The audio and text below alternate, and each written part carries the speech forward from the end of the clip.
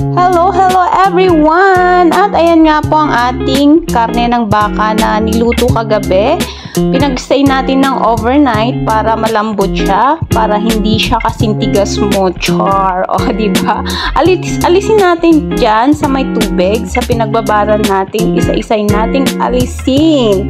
Kasi iluluto ulit natin yan. Ayan, ang ating karne ng baka. Okay na po siya. Nalis natin dun sa pinagbabaran natin. Tapos lagyan natin ng all-purpose marinade para mas malasa ang ating karne ng baka. Ayan, ilagay ulit at iluto ng 20 minutes para mas lalong malambot. At ayan po yung ating sauce na ginamit. Ayan, papakuluan natin guys para yummy. Yan, iset natin yung time para kung may gagawin tayo hindi masusunog. Diba? Bye everyone!